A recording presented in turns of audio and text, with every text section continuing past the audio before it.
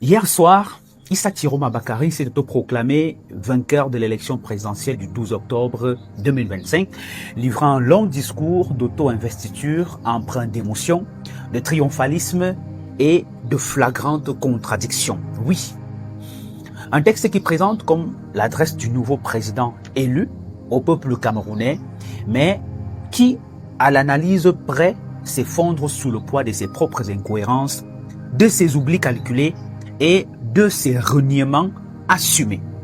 Ce que nous allons faire dans cette vidéo est donc de décortiquer ce discours, mot par mot, ligne par ligne, pour mettre en lumière les paradoxes d'un homme qui hier condamnait avec vigueur, avec véhémence, ce qu'il célèbre aujourd'hui.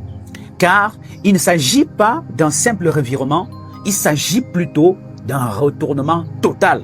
Celui-là même qui, en 2018, on se souvient, dénonçait les proclamations hâtives et irresponsables de Maurice Kamto, s'érige aujourd'hui en président élu, autoproclamé, sans chiffres, sans procès-verbaux et sans preuves.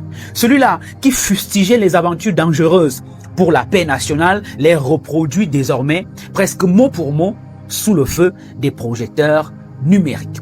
C'est dans ce travail que nous allons faire dans cette vidéo. Elle sera un peu longue. Nous allons donc confronter le Issa Tiroma de 2025 à celui de 2018. Nous allons rappeler ce qu'il disait hier pour mieux comprendre ce qu'il trahit aujourd'hui et surtout, nous allons démontrer comment, sous la pression des réseaux sociaux et des lanceurs d'alerte, acquis à sa cause, l'ancien porte-parole du gouvernement a basculé du camp de la raison à celui de la déraison virtuelle. Certes, vous allez nous dire que c'est pas le même contexte. Il était sous le coup de la pression, comme sa fille a semblé nous dire au cours d'une sortie sur les réseaux sociaux. Mais commençons d'abord par regarder une partie de son discours de 4 minutes prononcé cette nuit. Mes chers compatriotes camerounaises, camerounais, aujourd'hui c'est avec une émotion profonde et une immense fierté que je m'adresse à vous. Ensemble, nous avons écrit l'histoire. Dans cette campagne, dès l'entame, on voit un Issa Tiroma Bakary qui est très fatigué et qui essaie de s'exprimer dans un ton presque messianique, comme s'il sortait d'un dépouillement officiel. Pourtant, il sait que ni Elekam, ni le Conseil constitutionnel n'ont encore proclamé les résultats. Aucune compilation authentifiée n'existe à ce moment précis. Ce discours, sous des airs patriotiques, n'est qu'une mise en scène calculée. Il cherche à faire croire au peuple qu'une victoire est déjà acquise avant même que la vérité des urnes ne parle. En communication, on appelle cela la stratégie d'occupation psychologique qui consiste à imposer l'émotion avant la preuve, le récit avant les chiffres. Pour ceux qui ont fait communication politique, ils savent de quoi je parle. Ici, Issa Tiroma Bakary ne s'adresse pas aux institutions, mais à la république des réseaux sociaux où la proclamation virtuelle vaut pour lui plus qu'un procès verbal. Ce ton triomphal traduit moins une victoire réelle qu'une peur d'être effacé très rapidement du paysage politique. Il est en train de préparer quelque chose. Ça peut être le chaos, je ne sais pas, mais il est en train de préparer quelque chose.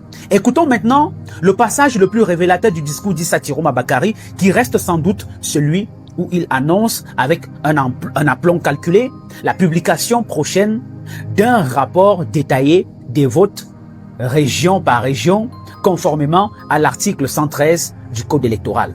On regarde. dans les jours qui viennent, je partagerai avec vous un rapport détaillé de vos votes par région, tels que compilés à partir des résultats affichés publiquement, conformément à l'article 113 du Code électoral, dans les bureaux de vote nationaux et dans la diaspora. Alors, ici, Tiroma veut donner à son discours une allure de légitimité, mais qui, à regarder de plus près, relève d'une manipulation pure et simple du texte de la loi. En effet, l'article 113 du Code électoral camerounais ne confère aucun droit à un candidat de publier les résultats d'un scrutin. Non, il régit exclusivement le processus de centralisation et de proclamation par Elections Cameroun sous la supervision du Conseil constitutionnel, 2 institutions indépendantes garantes de la transparence du vote. Autrement dit, seul Elections Cameroun peut compiler et publier les chiffres officiels issus des procès-verbaux après vérification et validation par les commissions électorales départementales, régionales et nationales. Tout le monde le sait et Tiroma est le premier à le savoir. Mais au-delà du texte, c'est la faisabilité même de sa promesse qui soulève un véritable problème et un doute. Comment le FSNC pourrait-il prétendre publier un rapport alors que son parti n'avait que 1700 représentants sur 32 684 bureaux de vote? Cela signifie que plus de 26 000 bureaux de vote répartis dans les 10 régions du pays et même au-delà lui échappent totalement. Car aucune présence, aucun procès verbal, aucune donnée fiable, il ne peut avoir rien de tout cela. Que compilera-t-il donc? La réponse est évidente. Ce soi-disant rapport n'existe pas et n'existera jamais. C'est une construction politique, mieux, un montage symbolique destiné à entretenir l'illusion d'une victoire techniquement vérifiable alors qu'elle ne repose que sur du vent. Derrière cette stratégie se cache un double objectif. D'abord, créer la confusion dans l'opinion en essayant de donner l'impression que plusieurs sources officielles existent alors que ce n'est pas le cas. Et 2, essayer de maintenir ses partisans en état d'excitation politique de manière permanente en leur faisant croire qu'une preuve est en préparation alors qu'elle n'est qu'une promesse fictive. Il n'aura jamais cette preuve. C'est une méthode éprouvée pour ceux qui connaissent un peu et ceux qui regardent comment ça se passe ailleurs. C'est une méthode éprouvée dans les guerres de communication post-électorale. Quand on ne peut pas démontrer la victoire, on invente la preuve et on la reporte à demain. Mais ce demain, on le sait très bien, n'arrivera jamais. On continue. Ces résultats m'ont profondément ému. Ils montrent que cette victoire dépasse ma personne. Elle est une sanction claire du régime en place et un plébiscite en faveur d'un changement immédiat car la victoire est écrasante. Mes chers compatriotes, le monde entier nous regarde. L'histoire nous observe. Soyons à la hauteur de ce moment. Nous demandons au régime en place de faire preuve de grandeur et d'honorer la vérité des urnes par un geste attendu. Ce coup de fil de félicitations qui démontrera la maturité politique de notre nation et la force future de notre démocratie. Aujourd'hui commence une nouvelle ère, celle du changement. Vive le Cameroun, vive la République, vive le peuple debout et souverain. En affirmant que sa victoire dépasse sa personne et qu'elle serait une sanction claire du régime, Issa Tiroma Bakary confond conviction et réalité. Aucune donnée, aucun chiffre, aucun procès verbal. Sa victoire repose donc sur une simple affirmation. Le mot plébiscite n'est ici qu'un slogan destiné à masquer le vide des preuves, parce qu'il n'en a pas. Et lorsqu'il déclare que le monde entier nous regarde, il cherche tout simplement à donner un poids universel à une proclamation qui n'a pas de base légale. Mais ni le monde, ni l'histoire ne le regardent, il le sait très bien. Par contre, le monde et l'histoire observent le Cameroun réel, celui des urnes, pas celui des illusions numériques. Quand il réclame un coup de fil de félicitations, il s'enferme plutôt dans une contradiction grotesque. Rappelez-vous, le même homme qui refusait toute reconnaissance des présidents autoproclamés en 2018 exige aujourd'hui d'être félicité pour la sienne. Mais quelle contradiction, quelle ironie! Et sa conclusion, il dit « Aujourd'hui commence le Cameroun de l'espérance ». C'est une conclusion qui sonne creux. Il ne débute aucune ère au Cameroun aujourd'hui. Il clôt plutôt la vôtre, Monsieur Tiroma, celle de votre crédibilité. Et votre discours n'est pas un message au peuple, mais à vous-même. Et à force de vouloir écrire l'histoire sans les faits, Monsieur Tiroma Bakary s'enferme dans une fiction où la victoire ne se mesure pas en partage. La victoire se mesure dans les votes. Le monde ne vous regarde pas, Monsieur Tiroma, mais la mémoire, elle ne l'oubliera jamais. Et cette mémoire, je vais vous la rappeler.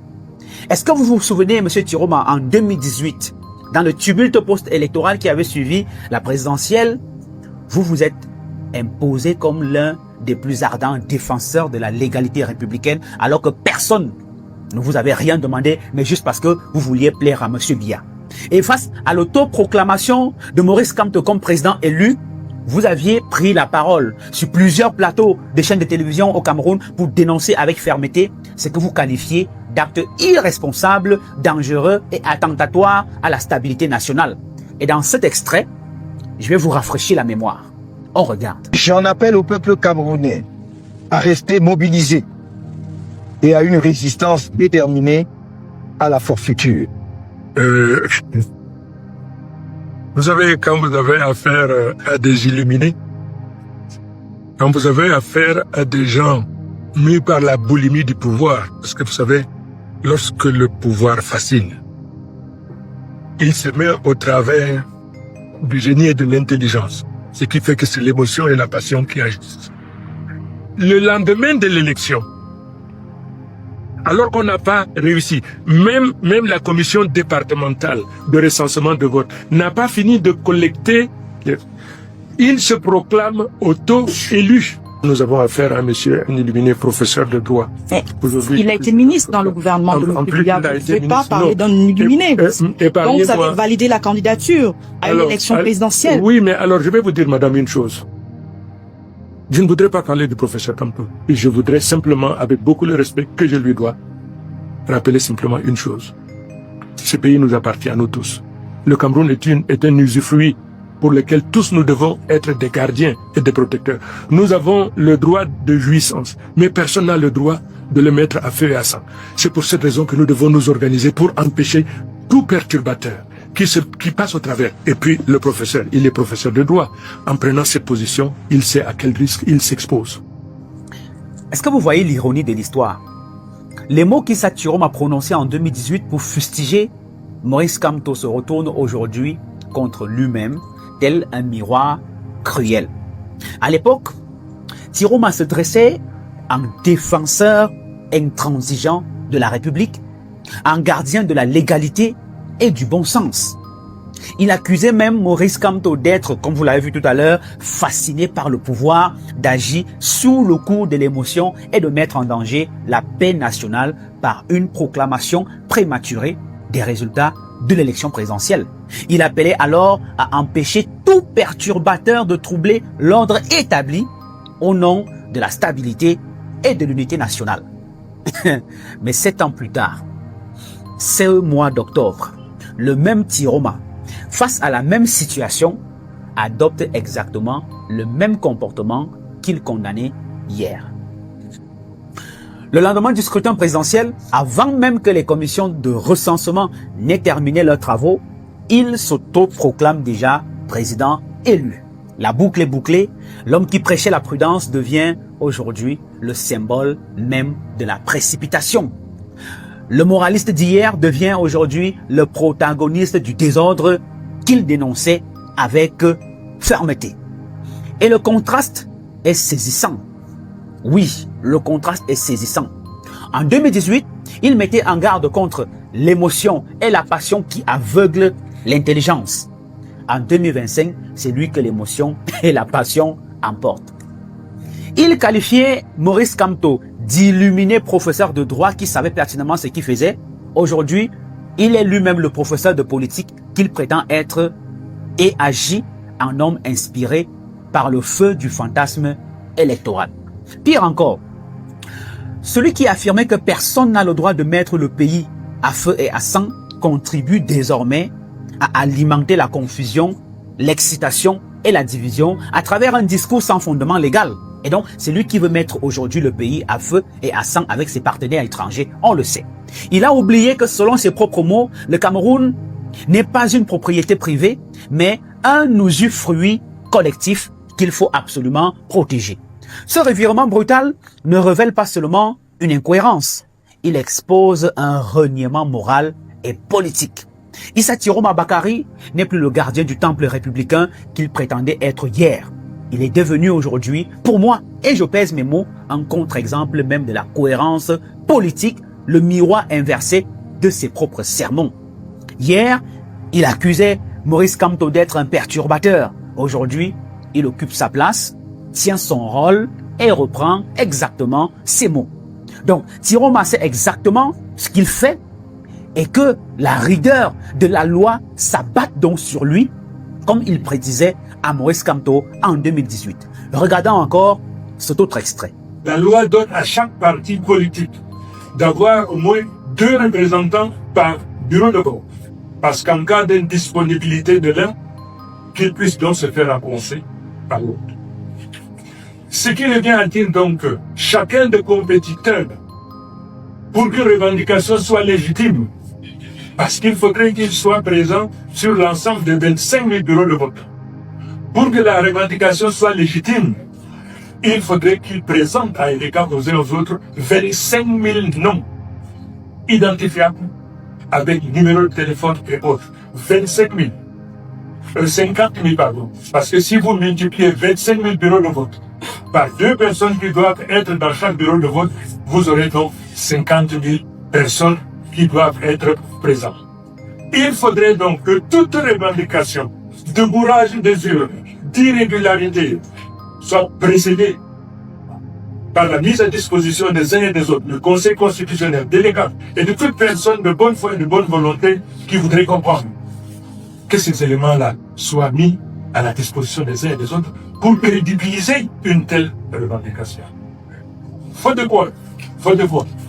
C'est simplement une mauvaise foi, une mauvaise volonté, et parce qu'ils sont donc probablement, je le dis sous réserve, je me demande s'il faudrait que je le dise, c'est de mauvais perdants. Vous ne pouvez pas, ne disposant d'aucun moyen, ne présentant ou n'exhibant aucun moyen concret, déclarer urbi et orbi que vous êtes élu, à moins que vous ne soyez indéterminé. En 2018, Issa Tiroma Bakary expliquait avec une rigueur de juriste et un ton professoral ce qui fait la légitimité d'une contestation électorale. Certains me diront qu'il était sous la pression du régime, mais je vous dirai aussi que personne ne l'a forcé. Et d'ailleurs, personne ne lui demandait de faire cela. Il le rappelait donc alors que chaque candidat devait disposer d'un réseau complet de représentants sur l'ensemble du territoire national à raison de 2 par bureau de vote.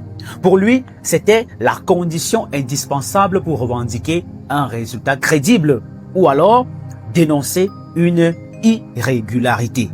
Nous avons tous regardé la vidéo. Mais les mots de Issa Tiroma Bakary, d'une clarté redoutable, sonnaient alors comme une leçon de droit électoral et même de morale politique. Issa Tiroma Bakary défendait la rationalité, la transparence, la méthode. Il appelait à la rigueur, à la preuve, à la responsabilité. Et il fustigeait avec véhémence ceux qui proclamaient leur victoire sans moyens concrets ni témoins sur le terrain. Mais une fois de plus, 7 ans plus tard, le même homme renie publiquement ses propres principes.